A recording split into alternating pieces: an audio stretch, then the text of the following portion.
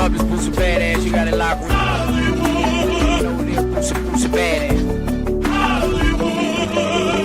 Yeah, this your boy Shawty. What my name is, man, and I'm kicking it on the Hollywood Red Show. Man, this your player partner 2 Chainz, you feel me? Right now, you're tuned in to the one and only, the Strategized Network, TSN.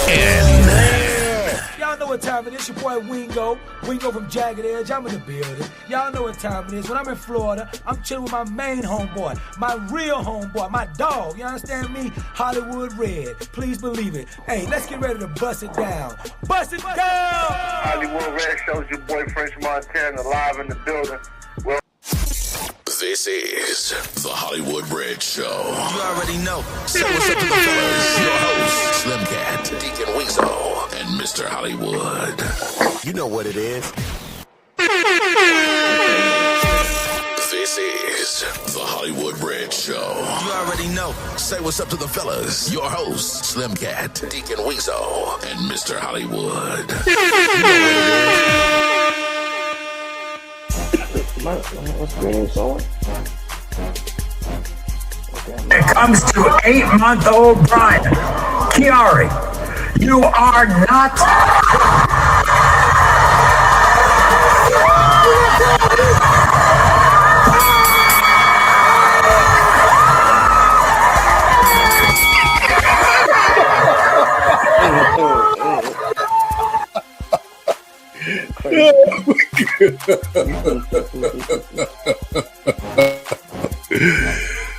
my God, I promise I could watch that 10 times and I laugh every time after it, man. That is just hilarious, man. So needless to say, this is the Hollywood Red Show, episode Relationship 101. You are not the father. oh my God! And shout out to my co-host out here tonight. Got Willie Beckman. And got Faceless, a.k.a. KT Cruz.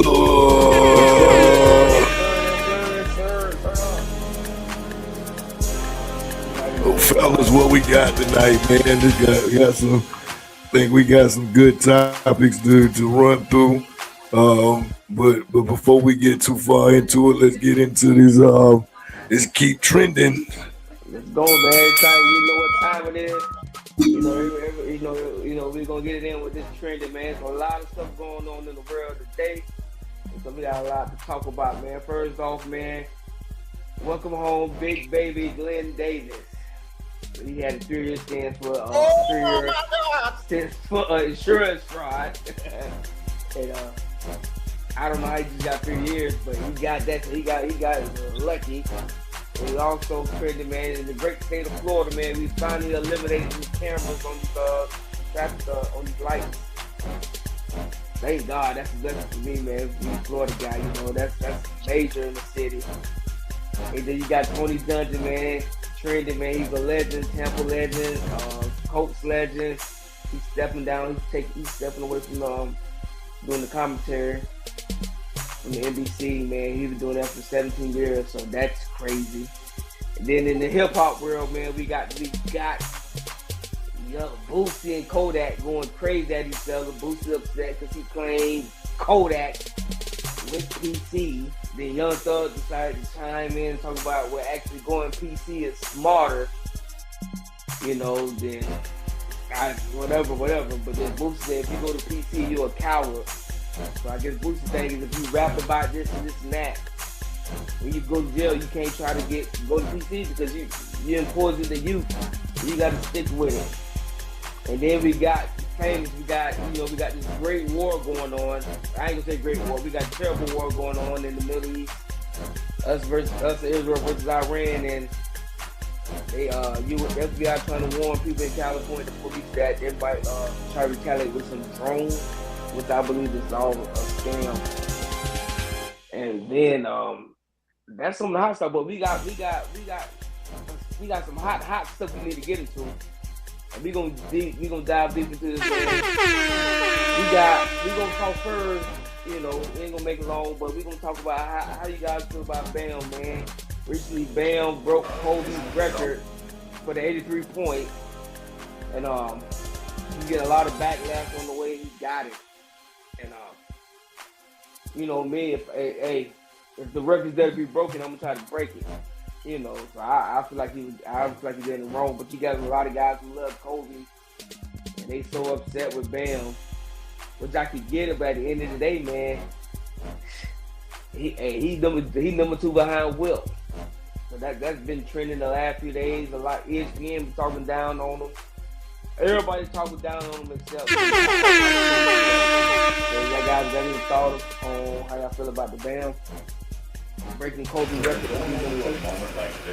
Yeah, man. You know, you got some people that's gonna look at it similar to James Harden with how he put up a lot of numbers from the free throw line, but nonetheless, we've seen now that he's still getting considered in consideration of greatness, despite how the way he gets his points. So I can't hate him. Shout out to Quest. Yo, I see you too, Cuzzo. Salute to you, Cuzzo. Appreciate you. And shout out to Last Goon Left. Yee. Yeah, I see you, bro. I see you. Big Frank over there. Yes, sir. And but yeah, I think even though that I'm a Heat fan at heart, yeah, you know, 34 free throws, is it the most exciting thing to watch? No, but he was getting fouled. They do bring a lot of consideration that they think that the Wizards was tanking. So so I don't know a whole bunch about it, but I know that little bit. But nonetheless, there's only 3 people that make 80 points in the game. Though he said that around 9 minutes left in the fourth quarter that he had already had 70 points. So he was like, you know, yeah, of course I'm going to try to go for the record. I mean, one way or the other, putting up that many points, I don't care what you say.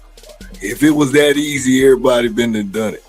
If there's a strategy that you can do it even with free throws and you still accomplish it, I'm sorry, you ain't got to do a Kobe where they saying, yeah, he got 60 points and he did all that from you know, points out in the field. I respect that, cool. But if it was a record with conditions, then they would have put that on there. The condition was that you make this many points, and now here you go. That's why people hate LeBron. They hate LeBron because they say, oh, well, Michael did it in this short of time. You took these many years to do it. Now we got to put in the you know, the considerations. So I'm okay just make it consistent across the board. So yeah, right. But yeah, man, back to that. You know, I know that we was saying we need to talk about Rolly and Shields. That topic has came up before. So, but here go a little video that I think is interesting before we weigh in on it. All right. The money, 20 million, 30 million, 100 million, bro. I wouldn't sell myself to go hit a woman. She signed up for this, Rolly. I know women sign up all the time and do stupid things, right? And all this stuff. I'm telling you, it's not in my moral compass to go hit a woman. Yeah. Okay. But I never forget when Chris got his first tattoo. So yeah, the video gives us a not direct question. I guess the question that we need to pose: should a man be fighting a woman that's both professional boxers, and let's even say they almost in the same weight class? I just don't think that that's the recipe for success, and I don't think there's a real crowd that wants to watch that. Because the moment he punch her in the nose and she start bleeding, then it becomes now it's a treatment. Now it's not really, it's not a natural thing to see, and I for one don't really want to see that. Not even just to prove the point. I see a lot of guys getting real touchy about it, and they like, man, yeah, go ahead, punch her in the mouth and let her know what time it is. And I mean, she's itching for it because she shouldn't be campaigning about wanting this fight to happen. And in all honesty, I've seen her fight, and even Rolly, you couldn't beat Rolly. Let's just stop that. How many chances do you think there's a female fighter that could beat a professional male fighter unless the weight class is drastically different? I don't see it happening. I'd like to see her win. What you say, Bama? I'd like to see her win. If she could win, I'd like to watch it. You know what I mean? Like, I don't agree with the concept of putting your hands on a woman, but I mean, if it's professionally and it's sanctioned and there's contracts and stuff like that, if she signed up for it, like you said, then by all means, let the girl perform. If she thinks she can perform, but at the end of the day, they're both professionals. We're not, I can understand him saying, no, I don't want to do this, but if someone else wants to do it, then let them do it, Man, say that he don't care if it's 20 million, 30 million. Willie, I think you'll take that fight for 5,000. I think that fight for 500. I believe it too.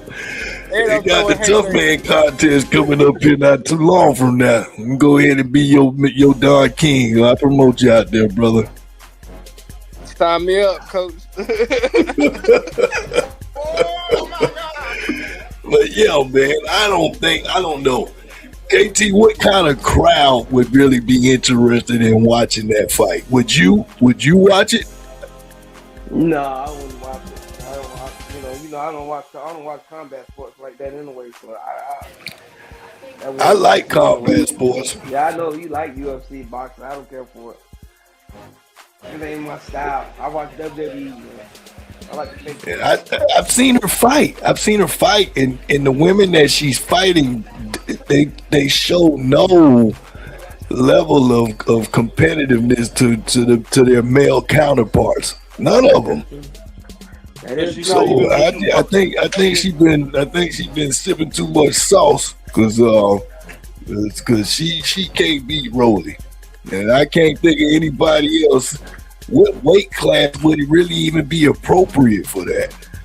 I mean, see, now we venturing back into males being a female and trying to compete in female sports. See, all this is confusing. I have seen in my lifetime, though, I've seen women that were built a little boxy, the best way I can say it, that's played on male football teams.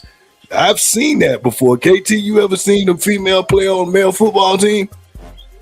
I seen them be like kickers and stuff like that, but I ain't see them tackle nobody. Yeah, well, I ain't say I seen them go out there be no Ray Lewis, but nonetheless, they still putting on pads. So what is that? But anyway, nah, man, you need to stick with females playing against males in sports like basketball, but nothing in combat. It's just I just don't see that as appropriate. I don't either. I agree with you. Because nobody wins. If he wins, what respect is even given to him other than the money? What are you gonna say? Oh man, yeah, you just whooped a girl. That's the best you get out of that. So I feel him. It's pointless. Like I say, 20, 30 mil, KT, you finna take that fight? I would, yep. I ain't turning down no money. Oh my God! So you'll do it right now? I do it now. I do it for $50,000. I might do it for 10,000. See, y'all breaking the code. Y'all are breaking the code, brother. It's a sport, though. It ain't like, it's a sport. We got gloves. We do 10-ounce gloves. You let your daughter go in. You let if Clarissa Shields was your daughter, you would let her go fight a man. No, but Clarissa wants to fight him. It's different. It's different. Do you want to fight somebody? It's different. It ain't like domestic violence. It's a sport. I hear you. Quest say Rolly would put her in a coma. Yeah, that is a fact there, brother. Keep up on all the eyelashes and all the hair. They said Richard was a good boy. I never was a good man, but I was a good boy. That's not. In my hometown, if you didn't love God, you didn't have nothing, because it was so prejudiced back in that time. You know, I had to do what I was doing in order to survive. Yeah. What do you mean had to do what you were doing to survive? Well, you know, when I was saying rock and roll, at that time they would call black music race music. When I sung rock and roll, I was on RCA Victor before Elvis Presley, but they wouldn't put me on RCA. They put me on Camden.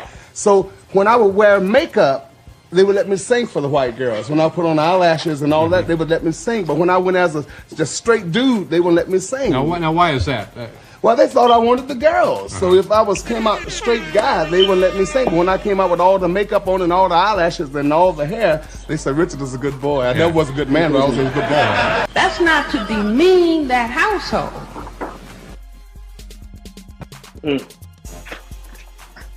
But yeah, well, let's get into our last main topic for the keep trending segment. The Sharon situation. And the former Michigan coach. KT, what you got on that, brother? Yeah, man. Ex-Michigan football coach Sharon Moore takes the plea deal. So they dropped his stalking and home invasion charge, which was what really was going to destroy him. And so all his serious allegations went away. That was the home invasion and all that. So they just got him for they got him what they say? They dismissed all them charges and raised investigation. So he really ain't got nothing but like this breaking in thing, that type of deal, and all that. So he got away skate-free according to the NBC News. This really was the best case scenario. So he might got a good court case, but he ain't gonna win it. He's a nut. Well, almost name dropped somebody. Let me catch myself. So based on the charges that he got, do you think he's employable again? Is anybody gonna look at this and say that he was targeted? Because I seen some information that's basically saying he was set up, that was the whole reason why the major charges got dismissed, was because they seen that some police was in cahoots with it, or there was just somebody that was really trying to be fraudulent in the situation, from what I understood. From what I think, he'll get Bethune-Cookman, FAMU, they'll hire him. Jackson State, he'll get a job. Mississippi Valley State, there's plenty of black colleges to give him an opportunity. He'll get a job. Hey, shout out to my HBCUs. I ain't finna let you tarnish us like that. We got black excellence in there. That's a fact. Hey, he get a job at Howard. What else we got? Clark. He'll get a job. That ain't hard. What else we got that's relevant about him that makes somebody either think positive or negative about him? No, man. Like I said, I think this is a white black boy privilege thing. You know, cause he's like he's a black boy, but he acts white. So they give him if he was a black boy, he wouldn't have got away with none of this.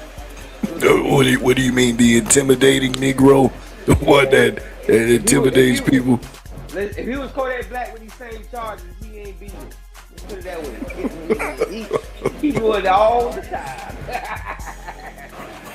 He's one of them good old boys. They show him a little love. I hear that.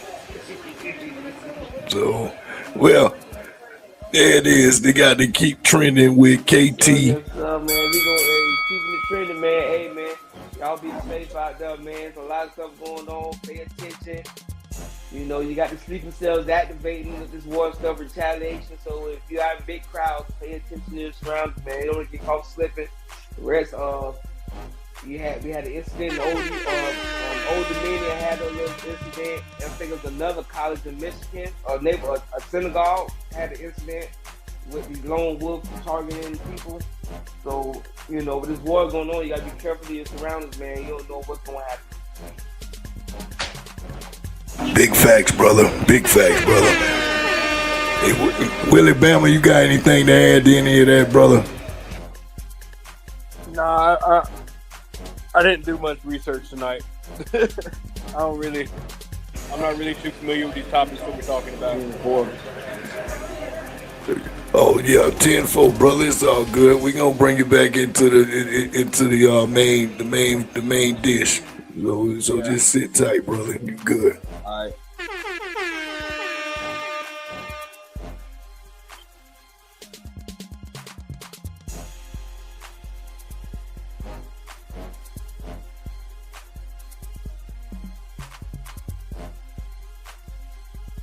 WEEZO.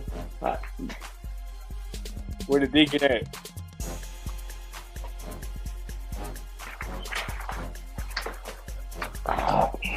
You're tuned in to the one and only, the Strategize Network, TSN.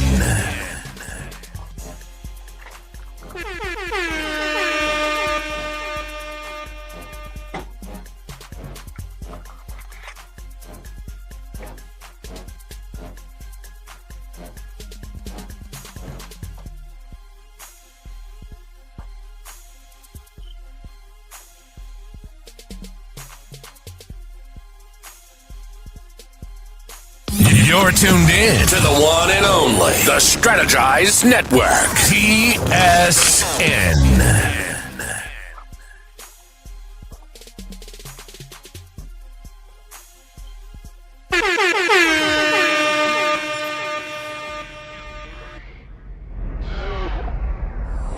You're in the hot seat with Deacon WEEZO on the Hollywood Red Show.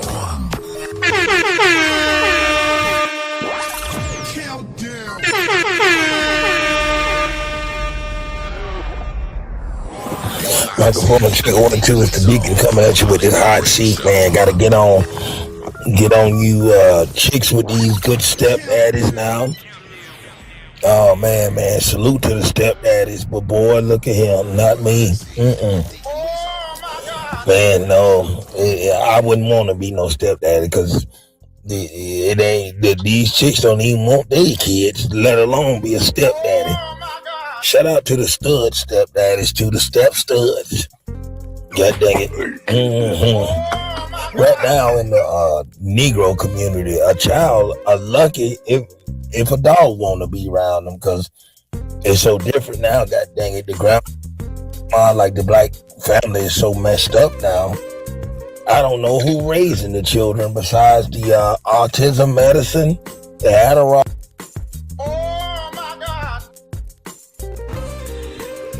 Oh my goodness, that's the hot seat for the day. Oh my goodness, the Deacon.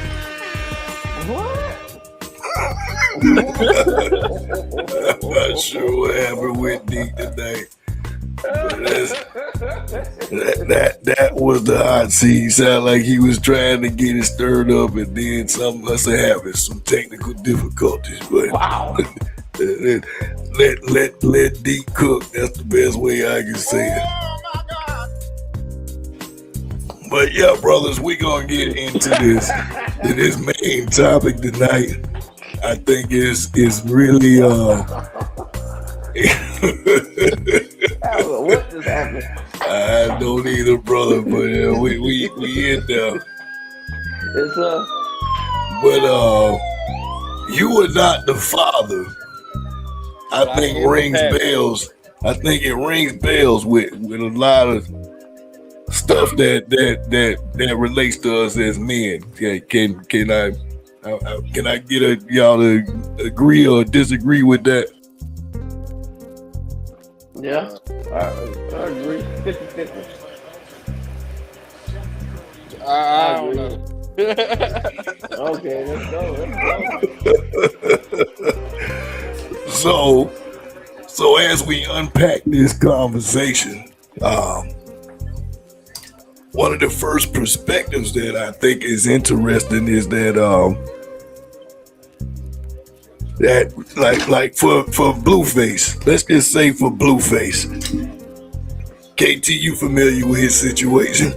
Yes, he got a special needs son that everybody thought was his, right? Yep. And now he's out of prison and with Krishan, and so this baby has been highly publicized in the media, and so now everybody got an opinion about this little boy, and even you got people that even use him in a negative way, talking about him. Who was the rapper that was talking about his son? It was NLE Chopper. Yeah, man. You know, there's no respect out here. So yeah, now he's basically claiming that he knew the whole time it wasn't his, but he was trying to, out of respect, because supposedly the son's daddy is dead, from what I understand. You know any information on that, KT? Yeah, little Ronnie, his name is Ronnie. He got killed, and it's some they got rumors on why he might have got killed, you know. But it's not confirmed, so I ain't gonna put it on the air. But you know, it was kind of suspicious how he died. So, but he got murdered. Got you. Ronnie. Yeah. So this is his statement from his X account. Is Junior is not my biological son. Rest in peace to his father, Ronnie. I can no longer continue the plot. It doesn't feel right as a present father in all my kids' life to be discredited as an absent father to a child that is not biologically mine. I tried my best to fill in the blanks because his biological father is no longer with us. But I can't continue to plot. It doesn't feel right. What you think about that, Willie Bama? I think the fact that he tried to be there for that kid, it really says something. You know, I respect that he did that. You know what I'm saying? But the fact that like he started getting scrutinized because of the fact that he wasn't there after him and Krishan weren't together no more, man, that's retarded and petty, bro. Like that's bad, bro. That's bad business right there. Like the fact that he stepped up like that for as long as he did, even if it was a temporary step up, you know, that's monumental. You know what I'm saying? Like not many people do that and take on the responsibility of someone else's child and say, "Hey, I'm that baby's daddy." Big facts. That's true. KT, what you got, brother?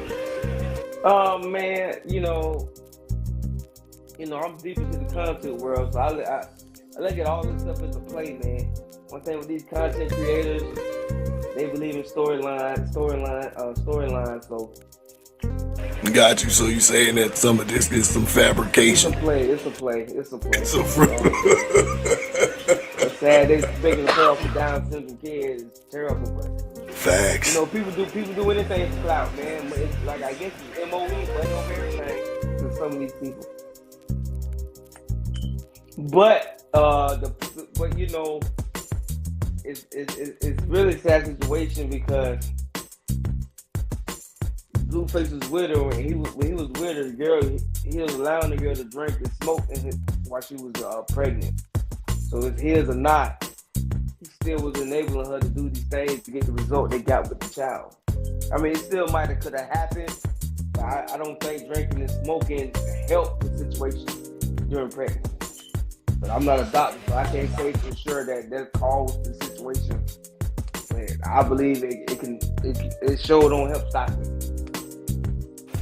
Yeah, but that's little Ronnie's kid, supposedly, right?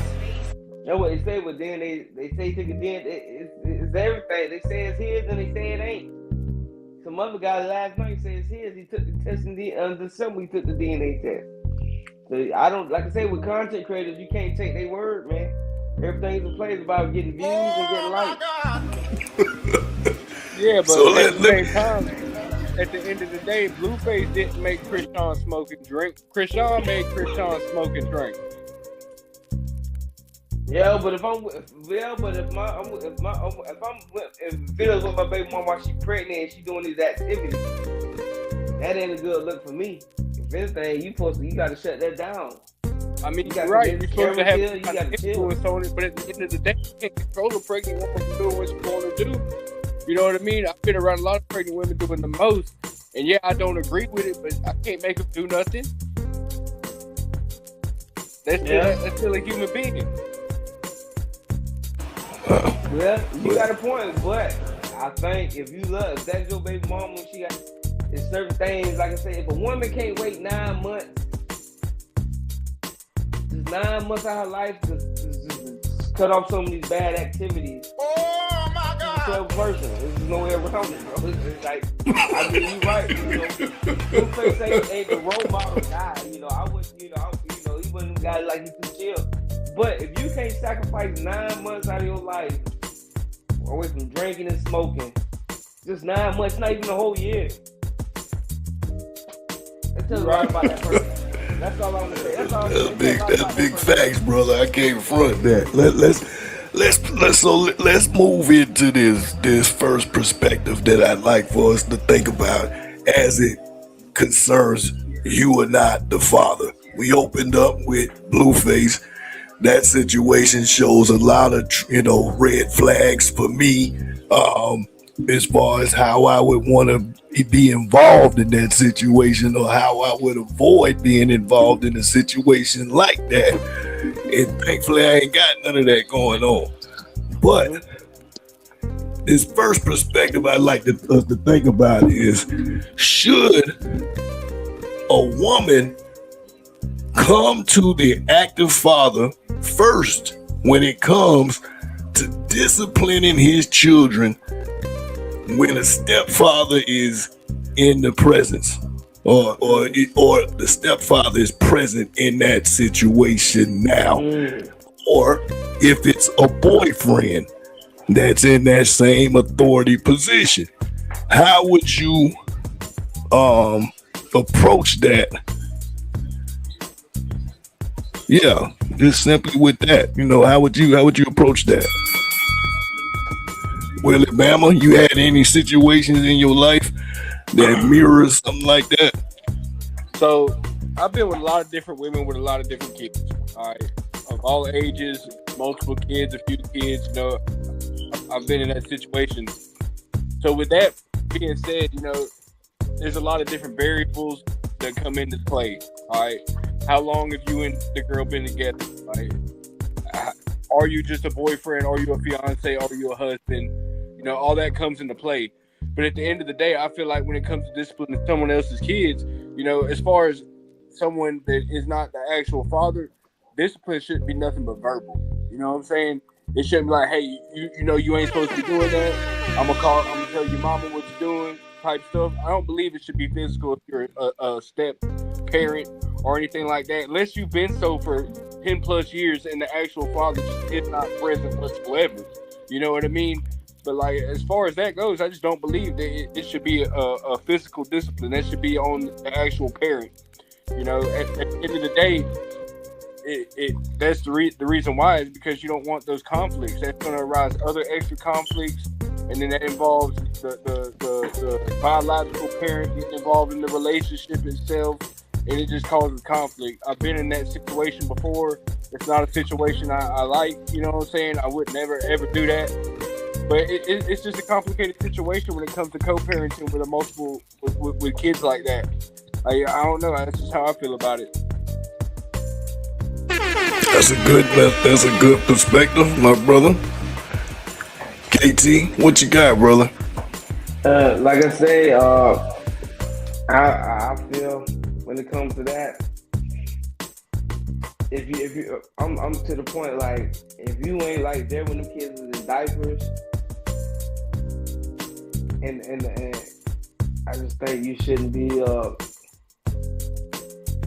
First off, if I'm not married, there should be no discipline. So if you're not married to this woman, vice versa, discipline should come last. You know what I'm saying? But I know in our community, a lot of people move in with each other real quick without being married and play house. And so I'm just keep it real. I think if the elder parent is active, I feel like they should be able to co-parent with the discipline. The stepfather or stepmother really shouldn't have any say. Because I'm just, because like I say, for instance, if you got a 10 or 11-year-old and you're dealing with a woman, kids, they're a little too old to be trying to discipline. Facts. From my experience, I was experiencing with a woman with a child. And you got the moments, man, you try to help the kids out, and they turn on you, man. So like, you ain't my daddy, just this and that. And there's some harsh words to hear from a child when you trying to look out for them, Oh my God! And yes, so I was like, dude, you didn't talk to your daddy in 5 years. I'm trying to help you out. Facts. Facts. You may not like how I'm trying to say what to do. So I understand both parts. If I had a stepdaddy, trash. Wouldn't let me play football. He was married to my mama, so he told my mom not to let me play football. He didn't want me hang with kids, and he tried to control everything. And my mama, she let him do it. If I had to listen to him, I'm like, dude, he came around when I was 11, 12. I wasn't no kid. I was in middle school. So he came in trying to run the show, and she married him. And sometimes the Bible will tell women that their husband coming for their kids and this and that. So some of these women try to follow that. So I had to listen to what this guy say. So I couldn't play football. He didn't want me hanging with kids in the neighborhood. Then he left her in 2 years and went and got with the one with 5 kids. So my life got destroyed. I probably wasn't gonna make the NFL, but I at least wanted to play.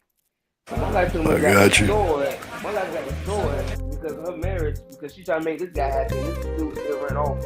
That's why I say so I've been on both sides. I've been the fake, not step. I stayed with a woman with a child, and I've been the stepson to some fake dude. You gotta be a fake dude. Oh my God!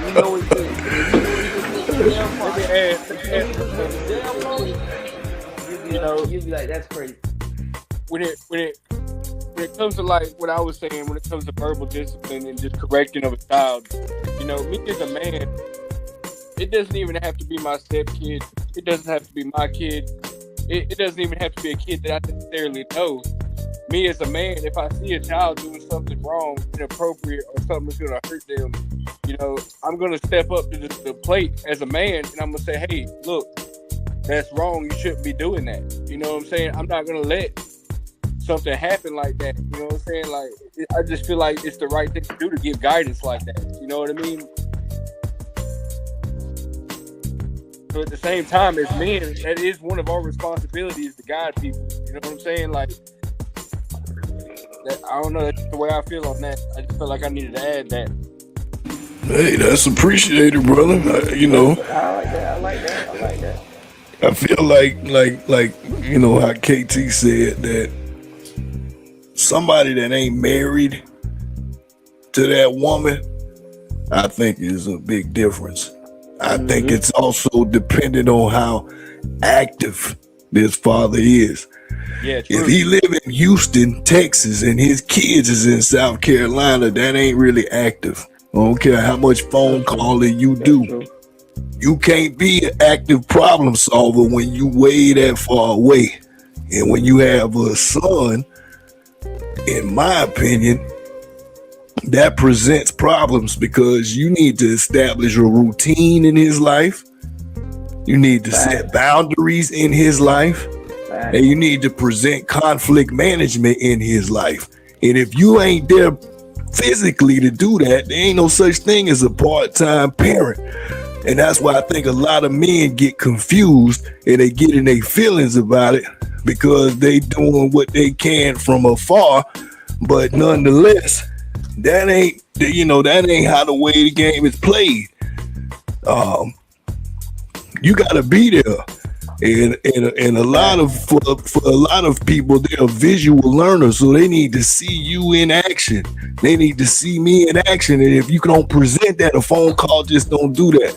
I don't care even now that we got FaceTime. You can only do so much with that, and you gotta base it on what type of learner that child is. That may not work for them. Some it may. I'm thankful with the technology that I get to see my loved ones that I wouldn't otherwise see, or even how the way that we doing this. So it's the use of it, but I don't think it's a great parenting tool. So for men that are out there and that's what they're limited to, I understand it. But I would think you'd be remiss to say that that's a good replacement. It's good to be able to keep in touch, but I don't think you can set and establish a routine from afar. I don't think you can set boundaries from afar and teach how to do that and practice that. And I don't think you can present a good conflict management from afar.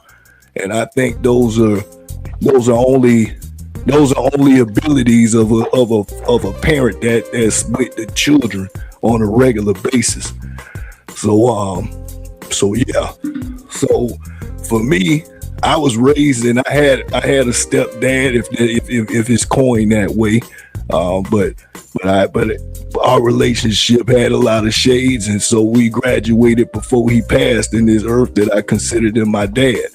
And because a dad and a father are actually two different things. A lot of men don't understand that.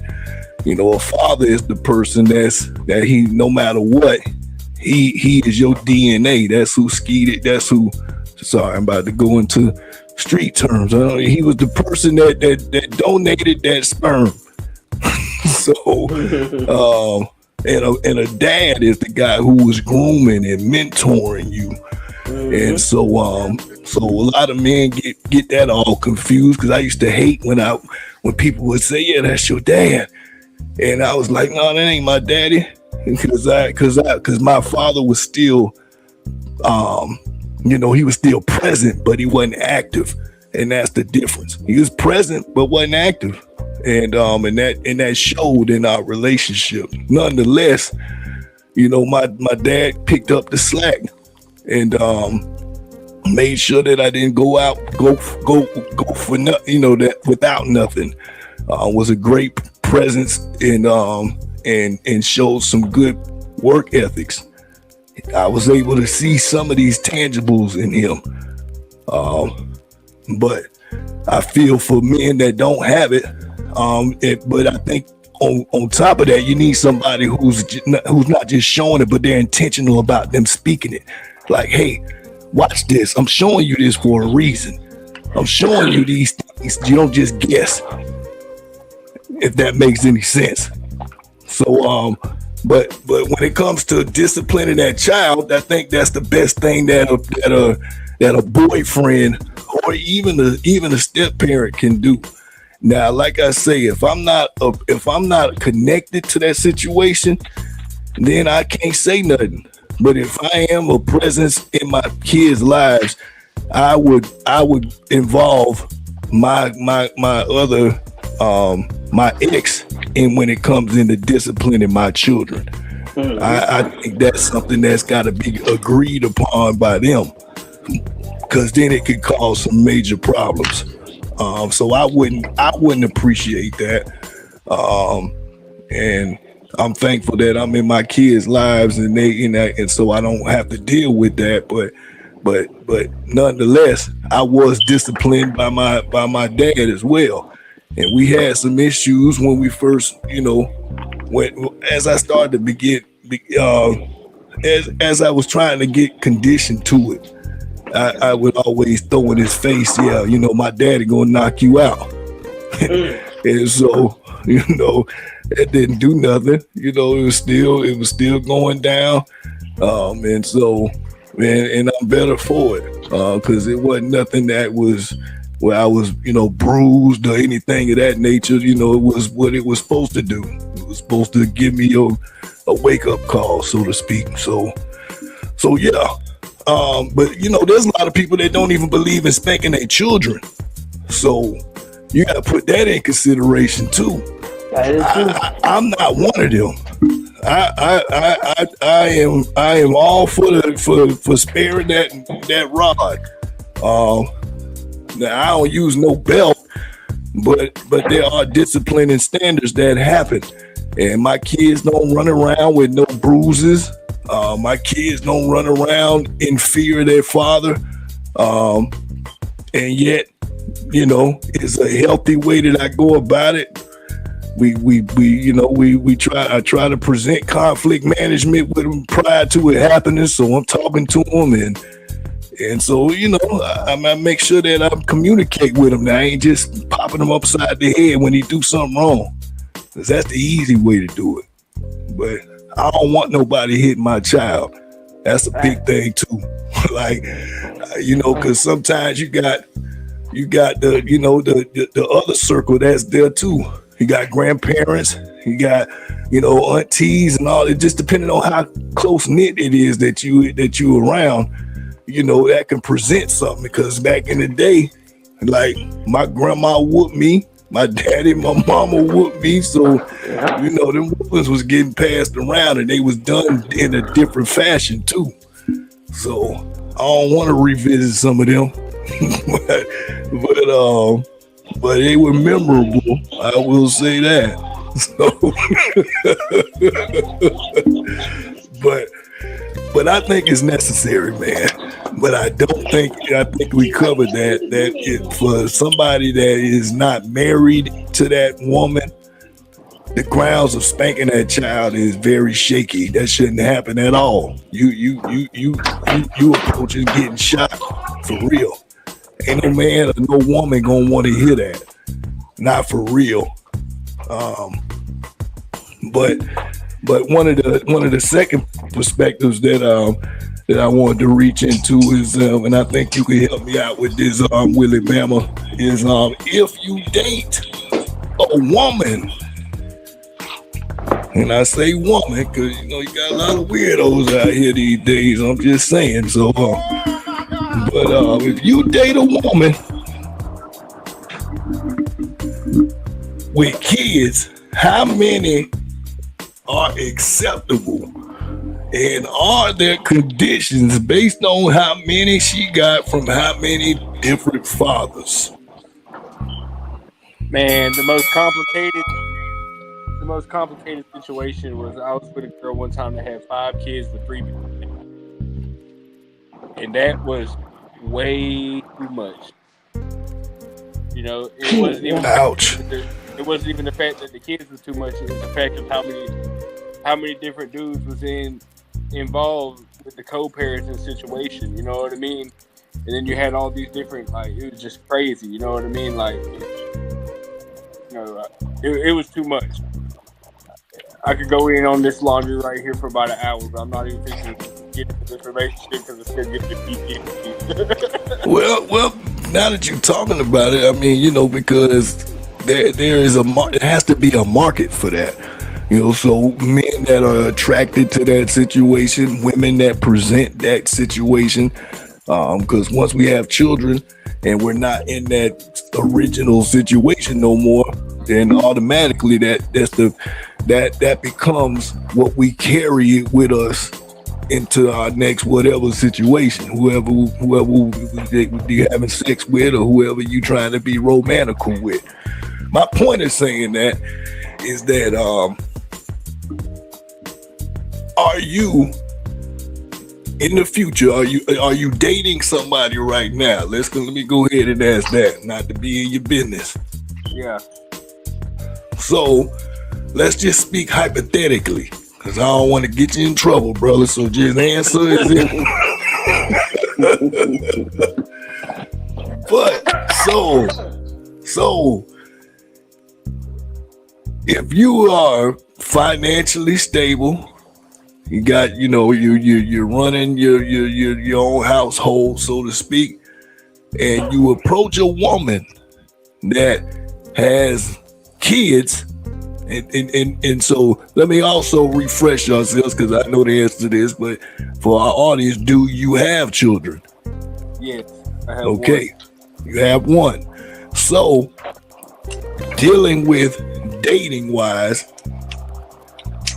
when you approach a woman that got kids, is that your first go-to because you have children, or is it something that just makes things easier?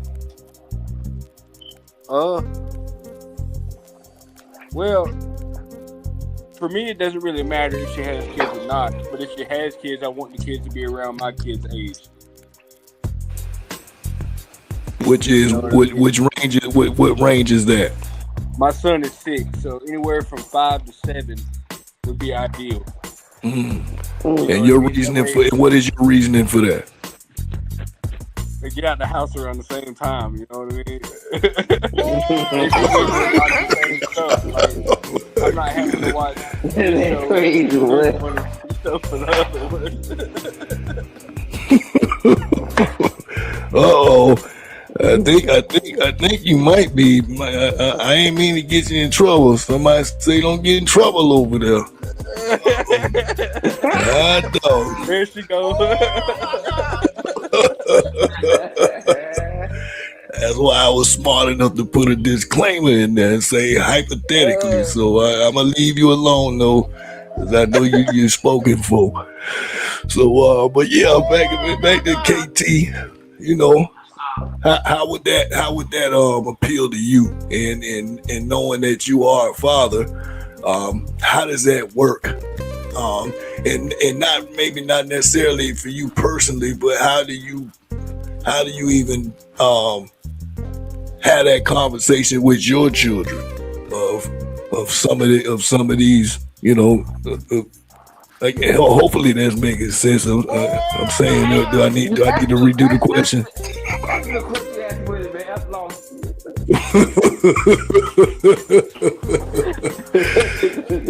Let me just stick to the main question. Will you date a woman with kids that ain't yours, and try to make a lasting relationship out of that? Well, if I'm gonna say this: if I'm 25 or under, if I'm 28 and under, no. But at 40, 39, 40, I'm single. The chances of me finding somebody without kids is gonna be different. But I would really deal with somebody with teenage kids. Prefer 17 or 18. I know they almost got so. I don't want to deal with nobody infants what ain't mine. I don't want to deal with nobody middle school kids what ain't mine. I don't want to deal with nobody elementary kids. If I was doing it, if I had a girl, I prefer the kids to be juniors and seniors of high school, already working and taking care of themselves before I even think about dealing with a woman like that. But about to any man who don't have kids don't date no woman with kids. And I stand on that. Hey, I can appreciate that. I had heard a soundbite. I'm trying to pull it up with TK Kirkland breaking down why men shouldn't date women with kids. I think I pulled it up. Let's give him a quick listen.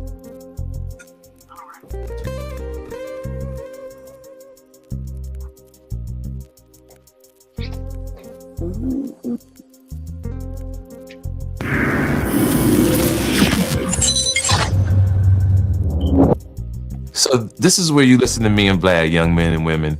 Guys, when the girl is done and you break up with her, you don't talk about the next man that's dating your ex.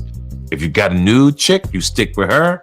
You go on about your business, and that's it. Unless she's your baby mama, and still, then you gotta be cordial. Yeah. I just did a DM episode when I talk about men should start thanking the baby daddies, stepfathers.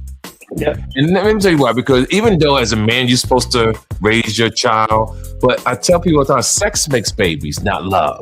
Sure. So if you have sex with, you may not love the girl, but you want to do the right thing because you got a child. Yeah. But at the same time, you may not love the child and may not love the woman, but because how you was raised, you want to do something. So if another man does come in to that woman's life and help raise that kid. The man who's raising a kid, don't put the baby daddy down, because your woman that you with now was a hoe at the Hampton Inn. She was kicking it with a dude, eating cheese and eggs in the morning, not being responsible. So what she did, because of her mistake, she met a guy who got his life together. She took where she was not accountable, placed it on you. Now, psychologically, you got to pretend, because that's all it is. It's just great acting. I gotta raise another man's child, and you really feel you have achieved something. But it's downfalls to that, just like it's pros, right?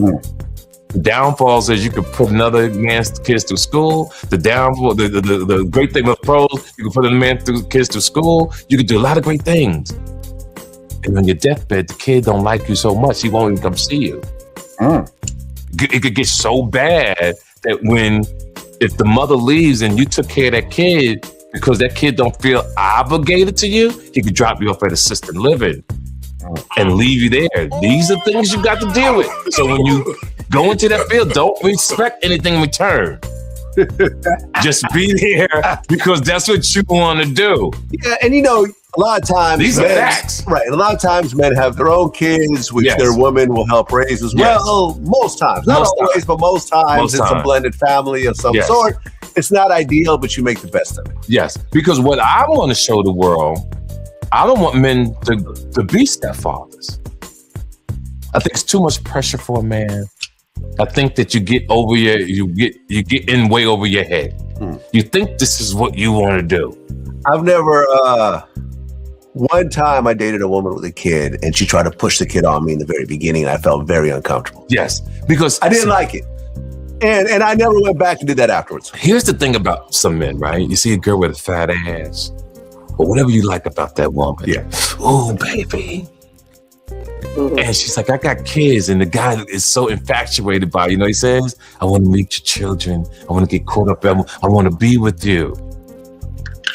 And then they see how serious it is to be a man when you got to pay rent, when you got to bring food, when you got to pick up from work or there's one car.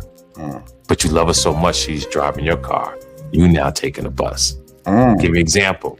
Got a friend, and I don't mind saying it because I really wanted to lead the chick. She leaves her husband in Ohio. They hook back up. He lives in Jersey. He drives to Jersey to go get her. He got his own home. Ohio to Jersey. Right. What is that, like a 15-hour drive? Yeah, he drives to go get her. He brings her back to Jersey. He had his own house that his mom left him. The family left him. Nice home. Was doing pretty good. Been with her maybe a year now. Maybe a year and a half. Don't want to go home. Drinking beer. Depressed. Borrowing money. She's never done that. She had kids. She brought the kids with her. So it's a bad situation that a little longer, if he dies, right? This is saying she can get the house. She's not even married. She gonna get it on default because of... Damn. That's my point. So there's some men in the world who can't get sex from a woman. This is just facts. Yeah. So when they do get a little ass, they lose their mind. They lose their mind. That used to be me back in the day. On a regular basis. Back in the day, you're getting a little ass, and you feel good, right? And at night, you putting your little thing in something. You under the sheets, you feel amazing. But then you wake up, all these serious, grown up, serious issues. Yes. Rent, you got to take on another job because the job that you have is not making enough money for a woman that's you're not married to, and for kids that belong to somebody else. You're putting yourself in an early grave for a situation when you could have met somebody else. And that's the thing with most men and most women. They're afraid to meet other people, or they're afraid to be alone. Never sue the person who hit you after a car accident. To the one and only, the Strategized Network, ESN. Boy, that was packed. TK Kirkland know how to talk, boy. He say nothing but some truth in there. There was some truth in there, some nuggets in there. What you think about that, KT? Yeah, I agree with everything. Hey man, he killed it. He's a legend. I actually heard that clip where I was going. Well, you know, the things that that you really have to deal with when it comes to dating like that. These questions have to be answered. How selfless are you?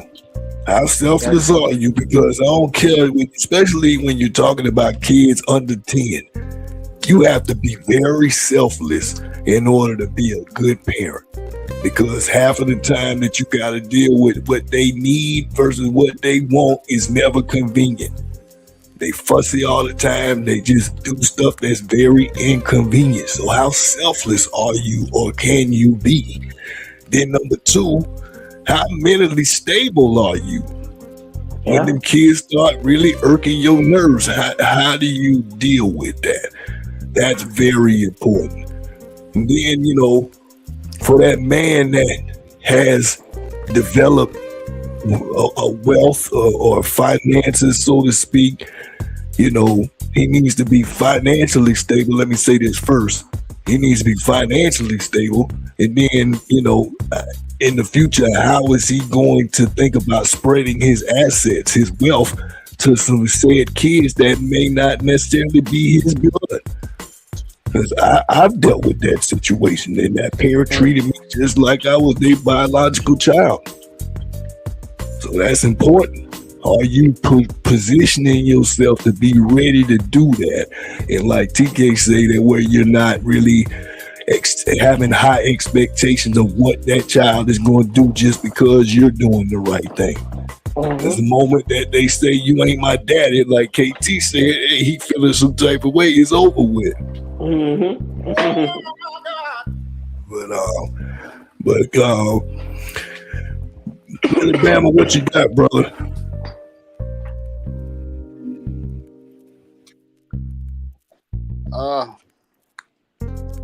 I'm finna have to get off of here a little early tonight because of lack of space to be able to do this right now. So it's all good, brother. I'm gonna have to tune in with y'all next time. Already, brother. We salute you. We salute you, my brother. I apologize. It's all good, brother. All right. Salute. I'll talk to y'all next week. Yes, sir. Shout out to Alabama. Yes, sir. But yeah, man. I mean, I can really use you as a pro and us as a pro and con. Me, I would never want to date no woman with kids if I never did. Now, if I say that to certain people, they might look at that and be like, oh, you think he better or whatever else. No, I just really knew I wasn't ready to be selfless to somebody else's kids on a regular basis like I do with my own children. And it's a fight just to do it for my own. So how the hell I'm going to guarantee that I can do it for your kids? I can't. And I don't believe nobody else can really say that either. Their heart got to be into it in order, and you can know that. And so a man that's generally like that, he gonna want to marry that woman because he gonna want to do the best way to do right by her, and also he wants her to be able to have his assets because it's very difficult to do that when you're not married. That paperwork ain't there, because I've seen that situation come up. So, but on top of that, he needs to be mentally stable. He really does. Because you got to do a lot of repeating to kids that's under 10. So that's why for me, talking about doing that for somebody else's, I just ain't built that way. I salute those guys that do, but that wasn't for me. So I had to wait a long time to get to where I'm at now. And I'm still a work in progress. But then I believe heavily in spreading my assets to my kids. Like so when it comes to dating, somebody else's kids with them, with their mama, because that's what it is, that comes with the deal. That's got to be a consideration, or you're planning for failure. So we got last goon left. He trying to call in. I'm gonna open up that call line, brother. The call line is 256-405-9050. The hotline is open, so if you want to call in. But yeah, as I say, brother, that just ain't for me. I couldn't face that and do and really put on my best face consistently. I just know that about me. And it's still growing on me now. I can't stand hearing my children holler and they mind. You know, I gotta separate at times. But it's a conversation that I've had with my wife, so I'm thankful that that she blesses me with that. And I show up in the trenches when it's time, but sometimes I just need to break free from that. So, all right, for my folks that want to call in, we gonna run that number across the board. Get it.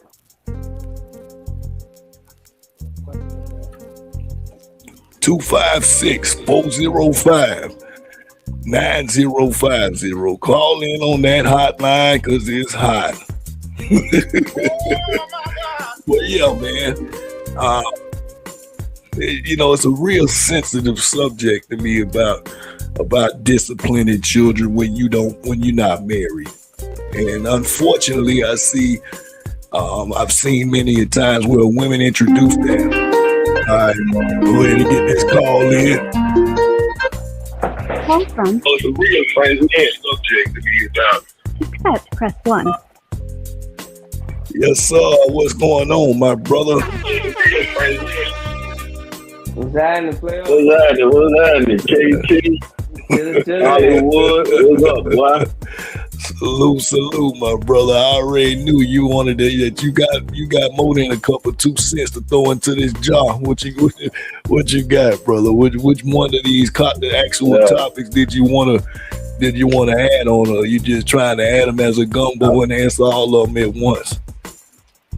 Not all of them. There was two topics that piqued my interest. One was the Hwrs Shields.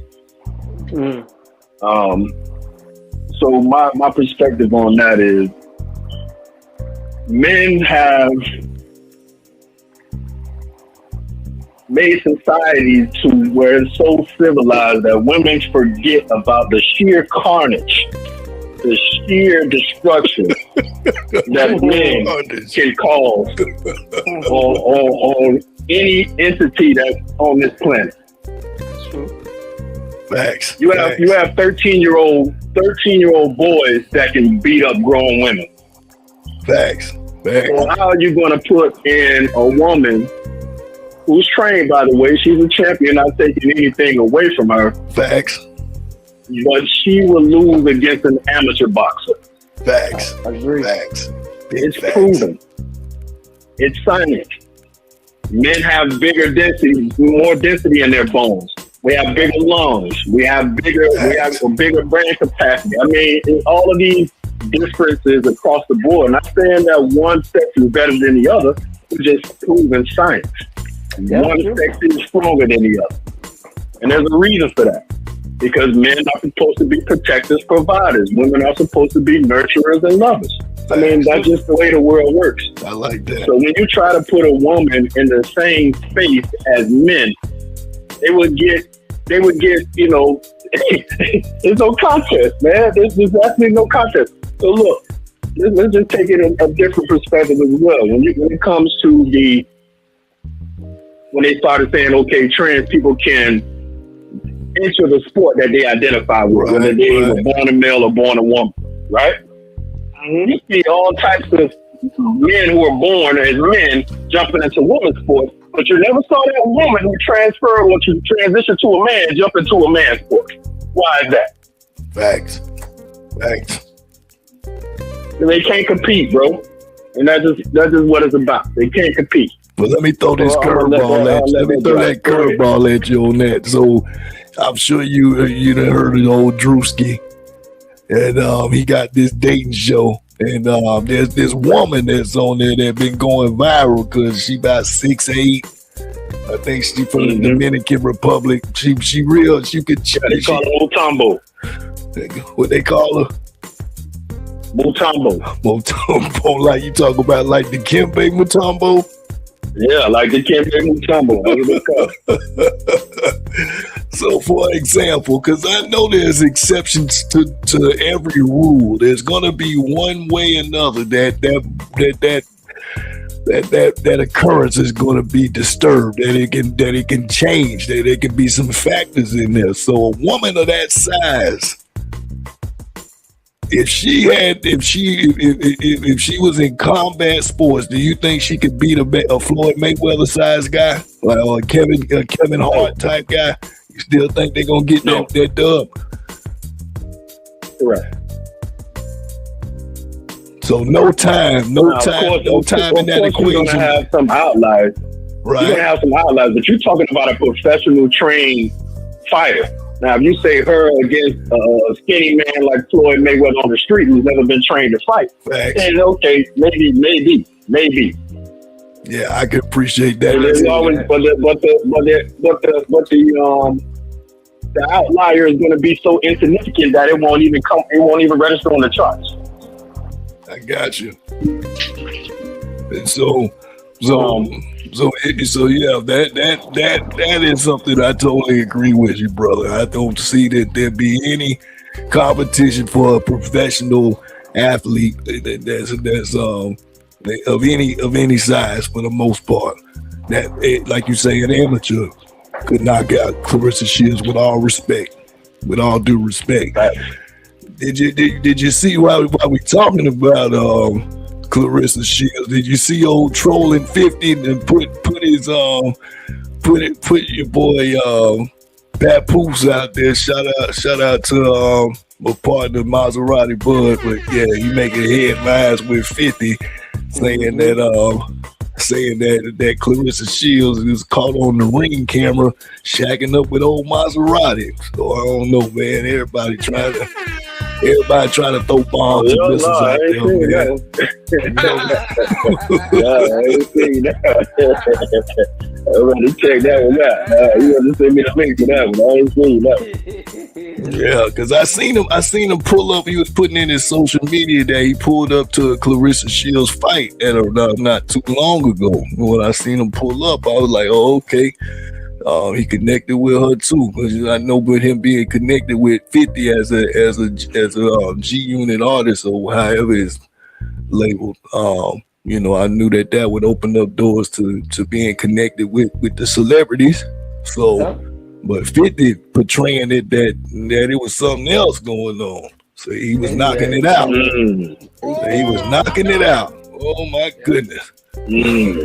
What's the other topic? What's the other topic you want to weigh in on, my brother? If she'll sleep with a married man, ain't no telling what she'll do. They ain't even married, so that's a fact too. No, I'm saying she slept with a married man. Papoose was married to Remy. With Remy, yeah, facts. Facts. But to that point, they not on was the go ahead. No. I was just saying that at this standpoint, they ain't married either. So what kind of loyalties is there really needed? So I don't know. Facts. For sure. But what was the next topic that you wanted to touch on? Oh, the one that I was just talking about with the man taking on a single mother. Gotcha. What you think on that?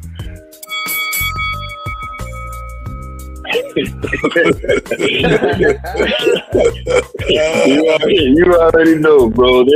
There's no way any man today should be taking on the responsibility of raising another man's kid. So we talking about today. Now 70s, 80s, that was a different story because women were more, what's the word I'm looking for? They had more pride and more integrity You know what I'm saying? Back in those days, a woman would be with just one man, and if he passed or he's beating on her or whatever that situation was, she wasn't out here just trying to be a single mother. Usually, she was married, and things happened to where now she's either widowed or a divorcee. Nowadays, women are having kids out of wedlock, like they give out lollipops after you get a shot at the Facts. It don't even matter no more. They would rather have a kid with you versus being married to you. They feel that the lesser is having a kid versus being married. Facts. Why work all your days hard on these jobs, trying to get every little penny you can to go ahead and chase the liability and chase the bill? That's crazy. Man, you even see them fathers not getting nothing in return. Yeah, you see them fathers that end up. I've seen situations, and I'm sure that y'all are familiar with them too. That it be some fathers that would step into a situation where that child is not biologically his, but he adopts that child in the form of he gets married to the mama, divorced, and then end up paying child support for the child that wasn't his. That's the ultimate blunder to me, because now all of a sudden, she didn't have enough integrity to say this man took on my child. We need to make this work, because what man takes on that? Who does that? No old woman. What woman is stepping to the plate? I ain't never heard no woman come to that situation and want to adopt a man's child. You know what I'm saying? Because the mother ain't present and share her finances into that situation, share them woes of parenting woes. Where you hear that? Where they do that at? The last woman who did that was Tina Turner. You seen what happened to her? Well, you gonna have to school me. What happened in her situation? I ain't know she took on that. You ain't see that was kind of tongue in cheek. But you ain't see the what's love got to do with it, man? Yeah, you talking about I slapped her. Yeah, when the kids got dropped off and she took them into her house, is basically what I'm saying. The last woman to do that was Tina Turner. You seen what happened to her? Oh, I got you. Yeah, that's a fact. But to take on them financially. If you do go through the Splitsville with that woman, then I think that creates a liability that is scary for a lot of men, because they look at any of that as a lasting, recurring bill. That now they got to factor in their situation, whether they lose a job, whether they in between careers, that's still coming along with them. And I know that Big Frank can have a little bit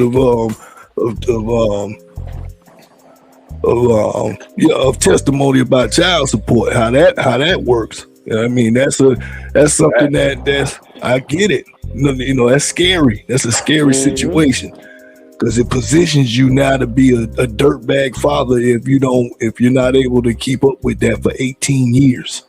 There's no. It's tough. So to do that for somebody else's kid, man, ain't no way in hell. It just wasn't. I wasn't with it, and so I've stayed away from that. I wish I was more scared of doing criminal stuff as I was scared of having children, because I probably would have been able to skip past some headaches. What you say, KT? Can I ask both of you guys a scenario question? Yeah, what you got, brother? All right, let's all have to tell. All right. So let me get my face on this thing, so they can see me. Okay, for instance, because this happened a year ago with a guy. He bought his. Say you moved on, you got your child, but your girl, your baby mama got other kids. So are you wrong for bringing your child, say, a Happy Meal and not the other kids? Are you wrong for dropping off the Happy Meal? Absolutely not. Oh yeah, I saw that. Absolutely not.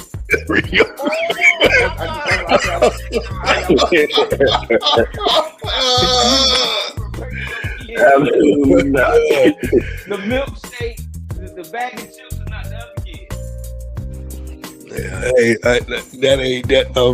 In a real situation, if I was in that situation and I wasn't with that woman, them ain't my kids. They ain't my kids. I'm gonna take care of mine, and he better get what I brought for him too. And I better not see them other little kids play with my son stuff. You do all that stuff behind the scenes. You don't do it in front of my face. It's just gonna be World War III going on in there. I got one scenario. So me and Hollywood talked about it earlier today.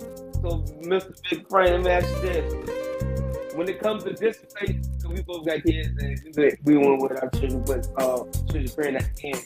But say we got kids, right? Say our kids 7 and 8. And say our baby mama's married.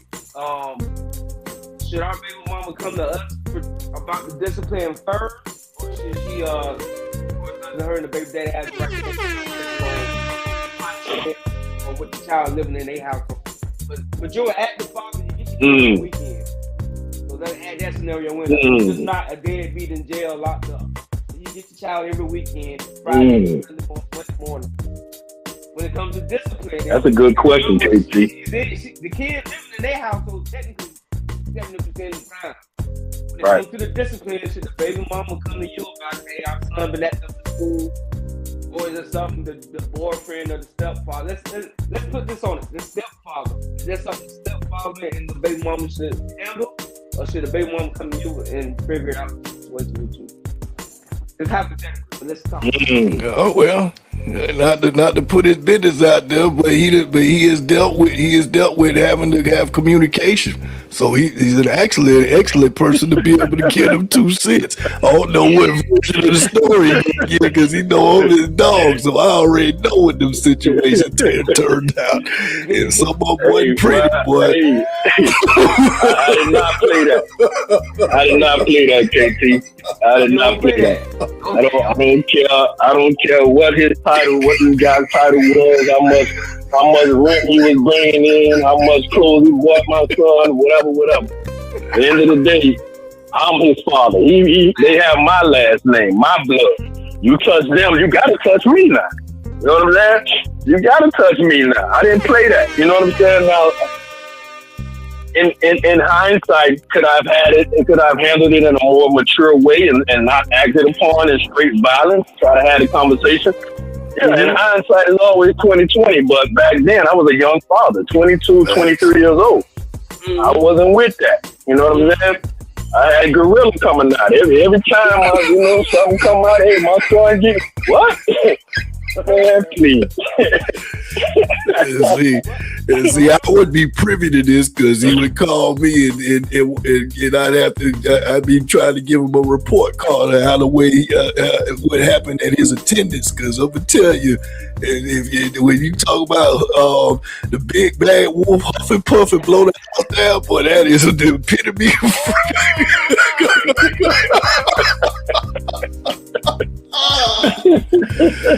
oh my goodness, it's good we can laugh at it, but in real talk now, what, like you say, what would you tell your younger self now with the wisdom that you have in conflict management? Like you said, you could do something differently. What would it be? Well, first it would be a conversation, it still wouldn't have been you have the right to discipline my kids physically. Facts. Maybe taking away a cell phone, maybe putting them in timeout, maybe making them do some extra homework. What about that cell phone if you bought it? So you're going to give him the right to take it? No, you can't touch it. You can't touch it. Y'all boys, man.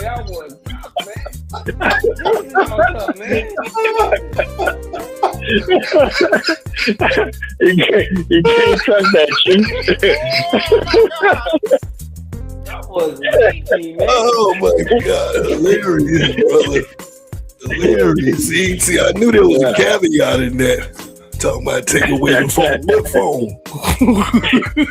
I mean, that's the way I got to conversate with you. So, you know what I'm saying? You can't, that's now you're disciplining me now because I can't talk to my son. So, That goes without saying. So yeah, not taking away no phone, but hey, if you tell them, hey, you can't play the video game past a certain time now, you know. Okay, what if it was the video game you bought him? There you go. So you gonna let him discipline the Xbox that you bought him? You gonna be able to tell him that, hey, you got it, he come in that room at nighttime and say it's time to shut that Xbox off. But you got this should be coming from his mama. It should be coming from his mama.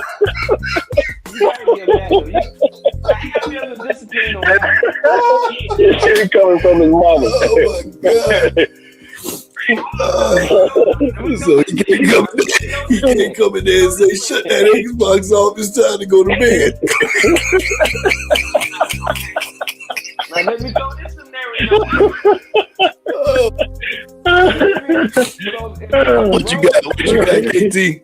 If the roles were reversed and the child is in your home with your wife. Good, that was where I was going with this. Please go ahead and follow up with that question. Yeah, if the roles was reversed, if you was in that position and that father was absent, would you take on that? How would you take on that role? I ain't mean to overtalk you, single mama.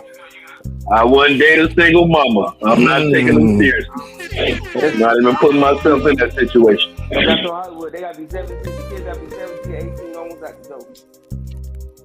I mean, Frank could tell you, bro. Frank could tell you. That was never my cup of tea. Never was dating women with children, and like you say, taking it seriously. That just wasn't ever on my agenda. It was always scary being introduced to them kids that wasn't mine. And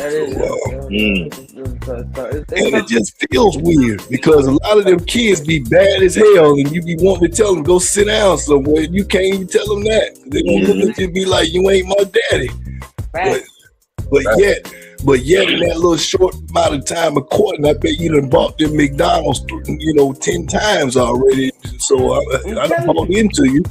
I'm telling you from experience. I had the boy, I bought the boy shoes, and the boy had to know to tell me one day I want this father. I said, bro, I ain't trying to be your father. I'm trying to be your teacher. I'm trying to teach you a living. Your daddy way in North Carolina ain't never bought you nothing. You know, I ain't on the Ouch. I say I don't make much money, but I'm looking out for you. Got your new school, I got your school uniform in your school. I didn't have to do that. Well, let me ask you a question, Casey. Huh? Let me ask you a question. In that situation, do you blame the child for acting the way that he acts? No, because I did that to my mama boyfriend. So I get it. Me too. Exactly. You ain't my dad. I got the next Exactly. So why you weren't able to forgive that little boy then? That's the real question.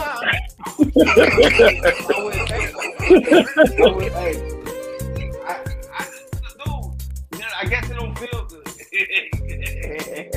I hope that little jit listening too. I was just trying to help the boy out. It wasn't like I wasn't doing it for his mom. I was trying to help the kid out.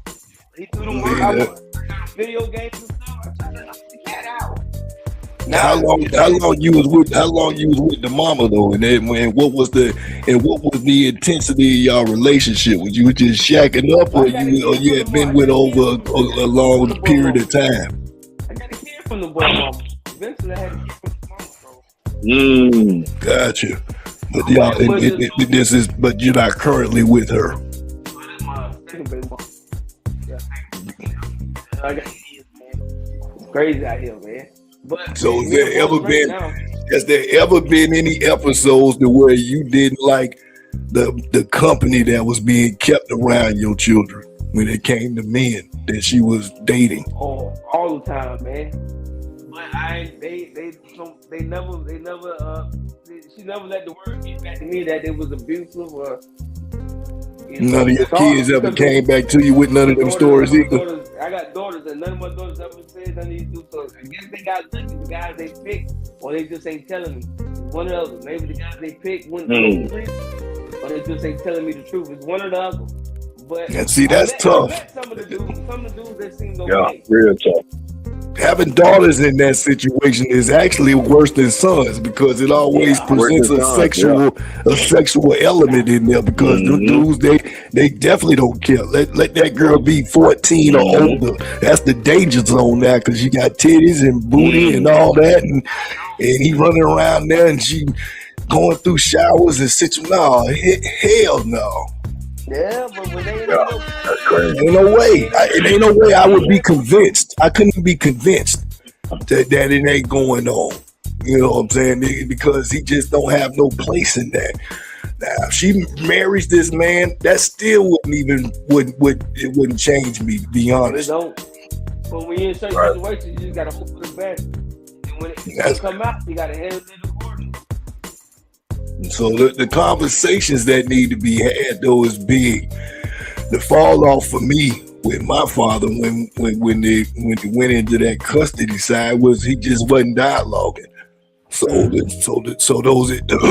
those factors that I brought up earlier about establishing a routine and setting boundaries and presenting a conflict management mindset, that's something that to me, that's something that's best done physically there. It's very challenging to do that from a distance. I don't care how long of a reach you got. Now, you stay in the same city, then I see that being something more that you can establish. But you trying to establish a routine in a household that's not yours, most times the dialogue between the man and that woman ain't gonna present that. That's why they ain't together. So how you gonna start establishing a routine in that woman's house? I don't think so. That sounds like a recipe for disaster. You also gotta remember, that's why I had to meet it with violence. That's why I had to meet it with violence. That was the only way. That was the only way. That was the only way. That's and it's unhealthy. It is. But unfortunately, like you say, when you feel that fight or flight into that conflict, that's what it presents. You know that you're not backing down. These are my kids, so I get it. They say if you can't fight for your kids, you can't fight for nothing. You say what now? If you can't fight for your kids, you can't fight for nothing. Facts. Big facts. Big facts. That's your bloodline. So again, if you was disciplining, I don't think the version of the question came out right because me and KT was talking over each other. But my question is, hypothetically, you with that woman and you married her with them kids, that the father isn't active, but he just shows up, you know what I'm saying, every so often type of deal. Do you think that that's still grounds for you to start physically disciplining them children? Or is that something that automatically comes with the territory because I married your mama? I'm not touching nobody else's kids. I'm ready to touch my own kids. Hey, I tell her straight up, y'all got to figure that out, man. Because I tell her, if he older, I say, man, he can go to boys, come on. His electric job before it got shut down. I see 10 of them jobs. I'm not fighting nobody's kids, man. Ain't nothing wrong with Job Co. Shout out to Job Co. We got a 4th annual Job Co. Core reunion out there in Lineville. Come out there and holler at your boy. But ain't nothing wrong with Job Co. But all seriousness, it's tricky, man. It's real tricky, man, because sometimes you got the ego. Like, now this man controlling my house. He's making the rules on things. He's like, so you gotta really put your pride aside. It's just so much. It's a lot. Man. It is. And it is. Cool. If they still rocking on the house, like, that ain't my child. Because sometimes you can be like, it ain't my child, you don't keep up. Then a woman get mad with you. He's like, hey, what you want me to do? It ain't my kid. Like, hey, that's y'all business. You figure that out. As long as he ain't stealing my stuff and messing with my property, he good. Hey, you handle that. But like I said, but if the child getting disrespectful to you personally, you might have to address that in your household. Facts. That you call you N-words and this, then that's a different ball game. Now, if it's some school stuff where he gets suspended, they can figure it out. But now when it comes to you disrespecting your mom in front of me, you disrespect me now, cussing me out, and just smoking weed in my house, I'm gonna have to address that because now you in my house doing those type of actions. Facts. Stuff like that, I let them figure that out. When it's stuff going wrong in my house, I have to listen to them. You stressed out. Yeah, but them still ain't your kids though. Yeah, but he ain't living in my house. He need to go live with his daddy then. He living in your house, but that's still not your son or brother. And it's real talk. So it's real talk. So being that they don't come from your seed, they don't share the same blood as you. You feel that it's a right for you to be able to discipline those kids, even because they're living in your house and they have a father. So that's when I would call you, sir. I said, come pick your son up.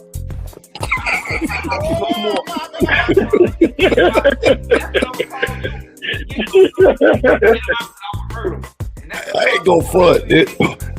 There's definitely if I hypothetically was in that situation, this is how I would approach it. Now, it depends on the age. If they in the age under 10, that's a lot of redirection going on. Matter of fact, up until they turn about 5, 6, it's just constant redirection. If I'm in that role, God dog, and I'm your daddy, because I gotta talk to you too much. You're getting on my nerves. So there's some things that I'm gonna expect that child to respect and the mama to echo what I say, which is if you in my house, like KT said, there's two things that ain't got nothing to do with touching you, but they're gonna be a curfew. You ain't gonna be walking in and out my house at any time of the night with the key to my house. We ain't gonna have that. Then number two, the company that you keep in my house. Like KT said, your little bad behind better not be having you hot boxing up in that room with the window down thinking, oh, it's my room. No, this ain't your room. You was staying overnight and the night is over with. It's time to go. But in all actuality, you know what I'm saying, though, that curfew. Look at all that extra stress. Look at all that extra stress you bring into your life. Too much. Yeah, single mama. Why even put yourself in that situation? That's all right. Because now, not only are you being so I'm gonna put it this way: you have kids in your house. Their first priority is who? Themselves. Oh yeah. No, their mama. I said themselves. But you right. You have the mama in the house, in your house, and her first priority is who? Her kids. Facts. So you were in the house taking care of all these people who none of them first priority is yourself. Facts. That's why you got to be very selfish. Your first priority is them. Come on, bro. How does that make sense? It don't make sense. That's the truth. That's why you got to be a very selfless person to do that on a routine basis. You got to be mentally stable. You got to be financially stable. And most people who have that in this dog-eat-dog world, they bow out of that contest and say, I'm good. Like you say, I'll go find something less complicated, which was exactly what I was approaching when I entered into my second marriage. I knew I didn't want nobody to be a dependent. I knew I wanted parenthood to be shared, not just financially, but with the stresses of redirecting them children. It ain't one person that need to be doing that alone. But nonetheless, my children do listen to me better than they listen to their mama. But that's just based on the reality. They know daddy finna tighten that butt up, and they know mama just, she gonna do a little bit more talking. So I get it. But nonetheless, when it's time to look at it, if I was with a woman that, for example, if I had children with my ex-wife and all this time of separation that she had a man in that house, I would not relinquish my authority over that child.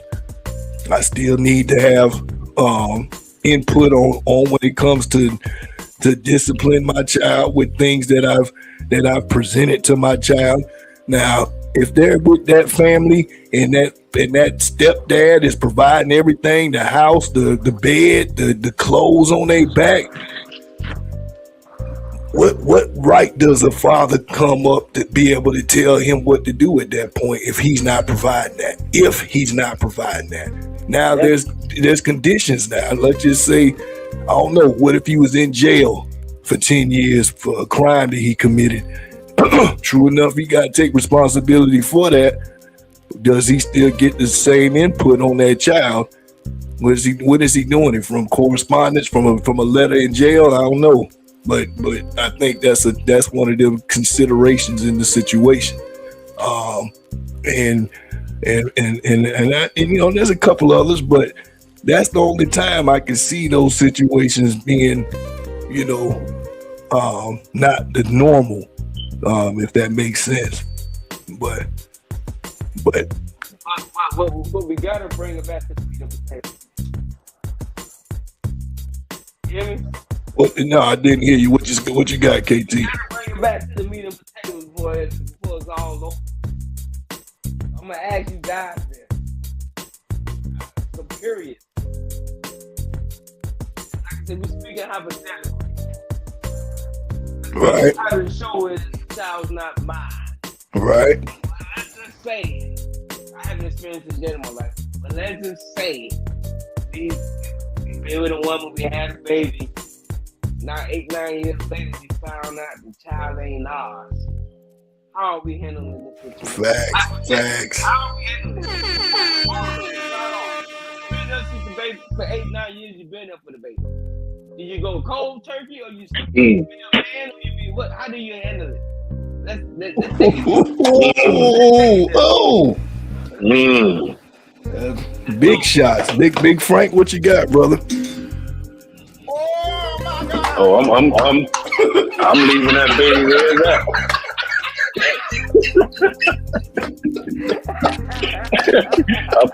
I throw the baby out with the bathwater.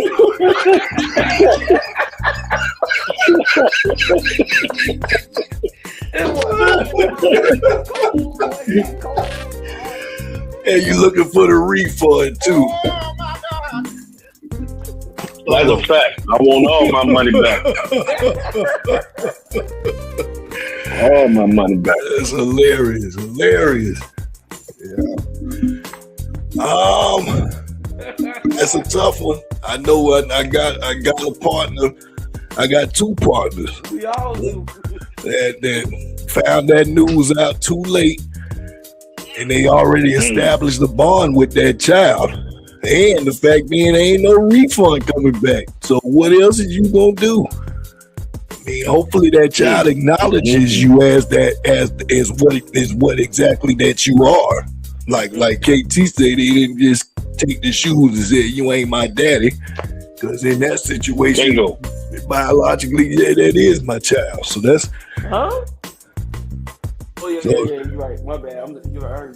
Yeah, well, no, maybe I didn't say that, but yeah, anyway, you understood where I was going with that. But yeah, that ain't my child. Just depends on the conditions of that relationship. If that woman, if I've been separated from that environment, and that woman is positioning that child to discredit me, to hate me, to disrespect me, it would be very difficult to create a healthy and sustainable relationship with that child. So there's only so much I can do. So love is something that you don't quit, but I'd have to wash my hands with it if that child isn't receiving me. But if they, if that parenting bond has been submitted, there's no way I can wash that off. That's a stain on my heart, whether I want it to be or not. All them years being together, we're human. God created our bodies for that, for human interaction. So you can't discount that, for good or bad. You're gonna have both of those. So you can't replace memories. So what are you gonna do with that? It's just like the duration of relationships outside of that. You done known somebody for over 20 plus years. What kind of relationship is going to really be able to replace that? It was all a lie, though. It was a lie.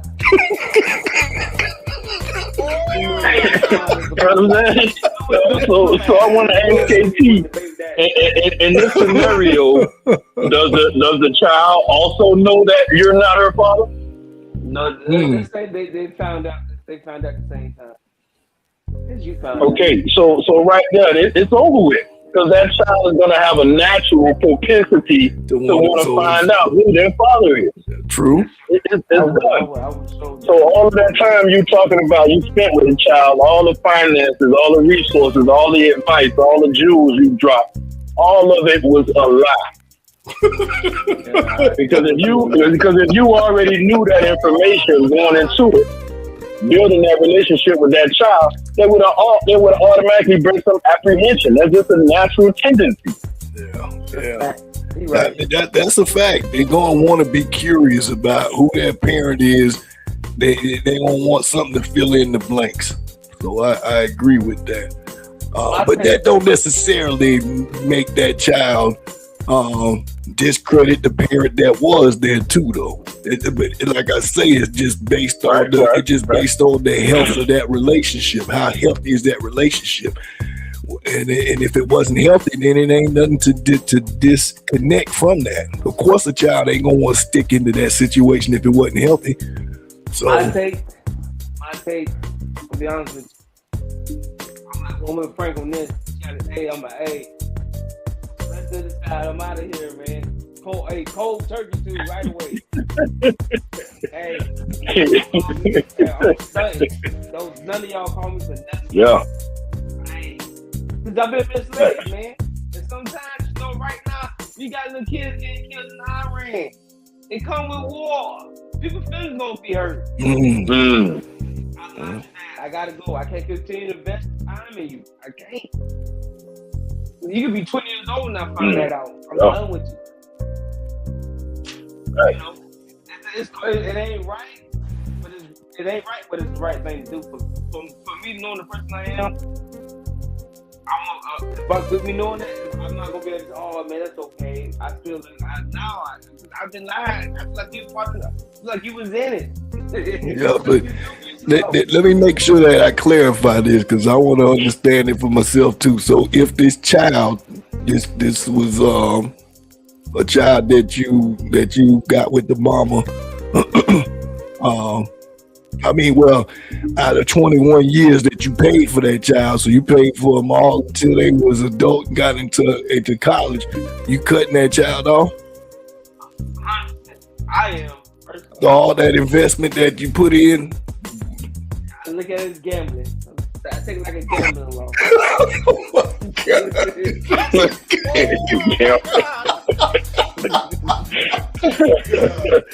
I know, bro. Oh my goodness, you guys here, man, y'all hilarious. If I would have met my real dad when I had that stepdad, I would have cussed that stepdaddy out, man. Hey, you gotta say his bloodline, man. It means something, man. Once you realize that ain't your bloodline, you know he come from some stuff. You ain't got no rights to him. That's a fact. That's a fact. Yeah, facts. But then eventually you might find his real daddy, and then all of a sudden he's still on Instagram golfing together. Like, man, I took care of this dude for 20 years, and just like that, he all up under his real daddy. I'll be hurt. That's why I told me not to be hurt. I just cut him off. Wow. Wish him well, but bro, you're not the testament. You ain't in the blood lineage. So I have to focus on the kids what's part of the blood lineage only. You know what I mean? I gotta make sure they good. Continue my legacy. But let me ask this one. So you married a woman, she got a kid, you have a kid with her, you married, and then you start estate planning. How much do you divide? How much you know where I'm going with this? How much do you divide the estate? Is it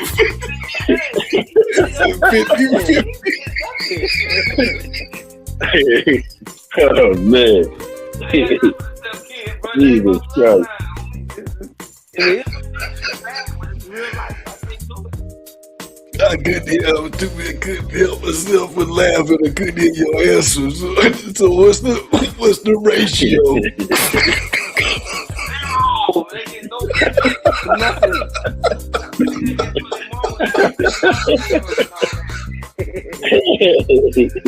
Oh my goodness!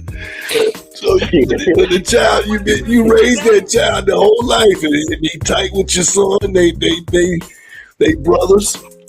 So that's their reward. That's their reward right there. That's their reward. They were able to get raised by a father. That's their reward. They don't get nothing from the afterlife.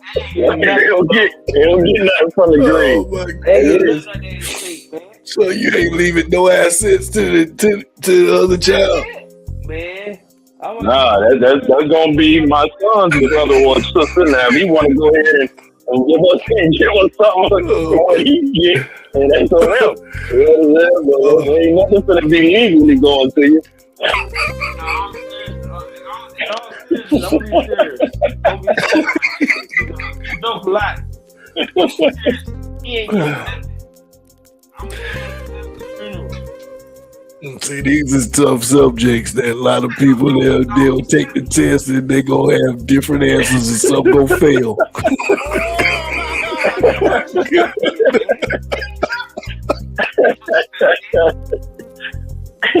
Moral of the story is don't get with a single mama. You'll be all right. Yeah. It's definitely an avoidable storm. You can't. They say you can't help who you fall in love with. The hell you can't. Yes, you can. That's a fact. I don't subscribe to that at all. Because if she ain't got the same belief systems as me, I don't care what she look like. That ain't it. So,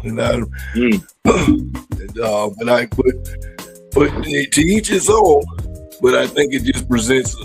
We automatically know what it presents. It presents its dilemma, and once this hit the fan, it's spreading everywhere. It ain't no containing it. It's messy now for no reason. So, but I appreciate. So each one of my sons, mama, I was the first. My team came first. So, I wasn't messing with those single mama. Two of mine, I was first, not the same. I was right. The second one, I wasn't. It's good to have y'all commentary on that because I'm a late father, so I haven't been in the game too long, but I can only say what my opinions are and what I've been trying to avoid. I definitely never wanted to be with a woman that had kids. It just wasn't in the cards for me. So I'm thankful that I'm with my forever woman, and so I'm thankful that my kids are gonna get the assets that's been put aside for them. It ain't complicated. Ain't gonna be no stepdaddies coming up in here. That's a fact. That's the moral to the story too. Period. Shout out to everybody that's on here, man. Shout out to Big Frank stopping in, hollering at us. Big last goal left. What's going on with that quarterback situation in Miami, man? Tua getting all that money to go to the Falcons. He done took $99 million of y'all dollars to do nothing. Yeah, man. I don't even know why they went and signed Malik Willis. This should be a tanking season. We should be getting rid of all contracts. And they signing Malik Willis, Tutu Atwell. I mean, why are you trying to be competitive right now? I mean, you should be tanking, take this dead cap hit, and start from scratch, man. I don't understand what's going on. That's because they know y'all real critics down there in Miami, so they try to keep y'all satisfied. Well, I think that football fans are more intelligent now, especially after we done seen what New England did. New England turned around that thing in 3 years. Facts. You know what I'm saying? You can take 3 years. We've had mediocrity for the past 12. You can't take 3 more years to rebuild the thing from scratch. I mean, come on, man. Malik Willis? Like, come on, bro. Oh my goodness. Hilarious. Hey, hold on, before Frank goes. Crazy. I ain't talked to you since y'all lost that championship. Say what, KC? I ain't. I said I ain't talked to you since y'all lost that championship.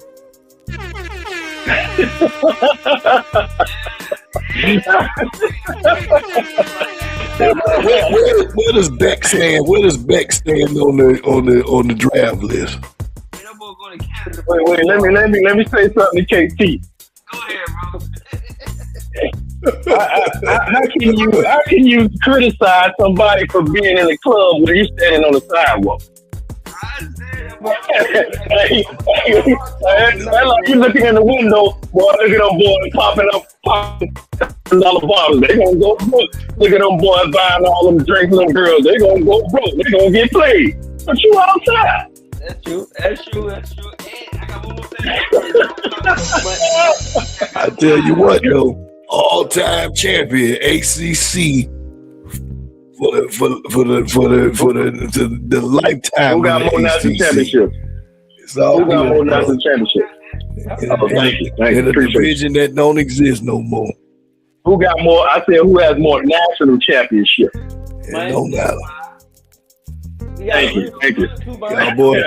Y'all boys ain't been good since Big East. It's all good, though. I give y'all a shout out for that run. But like I say, who you think in real talk though? Who you think gonna take back? Well, they saying that Cleveland gonna take him because that quarterback, the head coach can coach Carson Beck in Georgia. He said he might and in high school. He good friends with his son, so might get drafted 3rd, 4th round by the Browns. What's going on with Pretty Ricky, man? You see their recent concert with Baby Blue. No, but he broke his leg though, man. That boy he picked up some weight all right. Wasn't with his hands. Boy, that's crazy. It was crazy. That dude, that boy, he looked like the Stay Puft Marshmallow Man in red. That's what he was looking like. Who you talking about? Baby Blue from Pretty Ricky. Oh, you gotta send me the clip, man. I want to know that. It's not a good look for the MIA, my brother. And then another thing, hold on. There's another good look. JT Money, Miami's own, and Tampa's own. Tom G got the new anthem, Stepdaddy. You rocking that? You rocking that, Big Frank? Dudes priding themselves to be somebody's stepdaddy. Dude, they got that from That's crazy. What'd you say, KT? What'd you say, KT? Hitman Sammy Sam had the stepdaddy song years ago. You was rocking that? I like the song, but I ain't like the stepdaddy. The song said, "You ain't my daddy, shut up. You ain't my daddy, shut up. I'm gonna call your mom. You ain't my daddy." That sounds like some nonsense, man. But no, sir. Frank, man, how you feel about this T.I. 50 Cent, man? Cause we didn't get your opinion on it. We talked about it. I know you like music. I like music. Oh, when it comes to the tracks though, he got something killed that thing. The money, I think it ran the money. Yeah. He the one track was hard, well. Ain't no front. Even the little weird looking one. His track was both of them was better than 50's. I'll say that. 50 tried to do this R&B track. It sounded all right, but it didn't have no bite to it though. It was just the digital underground. That's what that was for. One thing about 50, he ain't gonna never grow up, man. He'll never grow up. Facts. He is the troll king. He ain't gonna beat 50 in no troll set. He gonna beat 50 no matter what. He gonna take a shot. He love it too. Yeah, he got enough money. He got enough money to make somebody his biggest headache. They biggest headache. He take pride in that. If he pull out the documentary like he said he gonna do with against T.I. and his wife, they gonna be in trouble, bro. You think so? Because I mean, from what I understand, all that stuff has been dismissed. So what would they do to read to stir it up if they've already been cleared of those charges? Because the victims get to tell their testimony on what went down. Just like the Diddy case. A lot of them people, that documentary, he didn't get charged for a lot of stuff they were talking about. It just paints you in a bad light. Like most people think if you got money, you can beat stuff. See how they have money, so you can figure it out. You know what I'm saying? Just like Diddy. A lot of them girls in that doc, he didn't get charged for a lot of stuff they talked about he was doing. But it's just their testimony that's gonna make them look bad. So you think these people were doing it against their will, though? Or did they have some baby? They had some baby lotion too that was paralyzing them. I don't think they did it because of their will, but just hearing what they had to do makes stuff look crazy. Date rape, drugs, popping They pills. say they was getting drugged. Yeah, they say they was getting drugged. Now look, if Bill Cosby can get charged for crimes that happened 60 years ago, you telling me he can't get real, bro. That's a fact. What your boy 50 say, your mama ate every box in Atlanta. Ouch. In Atlanta, yeah. Ouch. That's crazy. I mean, T.I. be talking that freak pimp stuff, so, you know, it ain't like it's far-fetched. But I mean, I don't know, to be very critical, he would have to pay a lot for somebody to really want to be with Tiny, because Tiny looks like a project. And look, I'm just saying, she don't even look human. Look like she done had, look like a Frankenstein that got zapped by lightning and came to life. And she definitely, she looked. But you look at her what she was and what she is now. That's the thing. She didn't, you know, like Lil' Kim and all these women that just start doing so much alterations that they don't know when to stop. She still was forfeiting her third. You say what now? She probably forfeited her group though. If you went to the females in their group, she'd be the last one you picked. Well, I just mean her physical presentation. She wasn't looking like this. She was cut. She was over the fat one. She was cut. She was cute. She was cute to me back then. Wow. Her whole face. She was over the fat one, KT. Now she looked like that thing from the God forgive me, I ain't trying to talk about people, but she looked like that leprechaun. She looked like a light skinned leprechaun off that horror movie, the little short thing. That's what she looked like, bro. So for the women to be involved with Tiny, because women who like women, if they into that type of stuff, I think they'd have to be attracted to that woman. And I just don't, you know, I think T.I. just doing it just as I got these kids with this woman. She a celebrity. We can get bigger bag together. But I don't think that he running around like it's his pride and joy, not like he really be acting. Speaking of not my child, they interviewed Damani on the Breakfast Club, right? He said, Tiny's not my real mom. That's my stepmom. So they talk about that. How you going at your mom?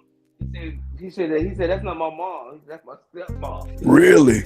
So he even made that diss record, even though that wasn't his biological mom. He still came to her defense, huh? He really, yeah. No, he really just came for. I think the money came for his daddy's defense. Nah. His stuff had nothing to do with Tiny. King came for his mama because that's his blood mama. Right. The fact that, but they say that, they say that they don't know, well, not the fact being that Tiny ain't his mama, but they say that T.I. ain't his daddy. They say there's rumors that King come from somebody else. I don't know. The money is T.I.'s son. Yeah, facts. You can see that all in there. King just look like his mama. Crazy as hell. Yes, sir. This ain't that nigga look like a platypus. He look crazy, man. But it's good. Hey, it's always good to hear from my folks, man. Yeah, you already know it. Shout out, big salute to the last goon, aka Big Frank in the house. You already know it, brother. Already, boy. Yeah, we was missing Deep tonight. I don't know what's going on. He gave us a hot seat, but you know, hey, nonetheless, he sent me something. I hope everything all right with you. We missed you tonight, brother. What you at? But big salute anyway. And shout out to Willie Bama. That came out tonight. Shout out to you and everybody that tuned in with the messages. Shout out to my cousin, Cuzzo, and any of our online people. You already know it, man. It's Friday night. Every other Friday. We ain't doing every Friday for now, but every other Friday. You can catch us same time, same place. The Hollywood Red Show on the Strategize Network. Let's go. Salute, fellas. You already know it. Already, salute.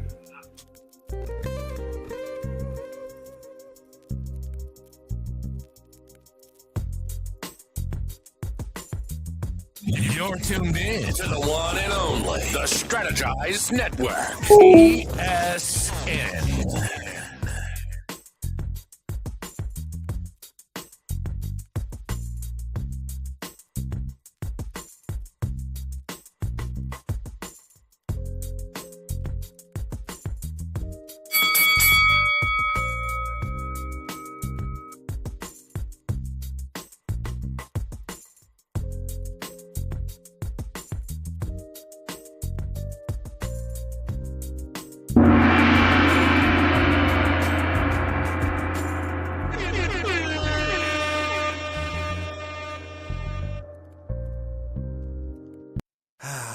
What you doing?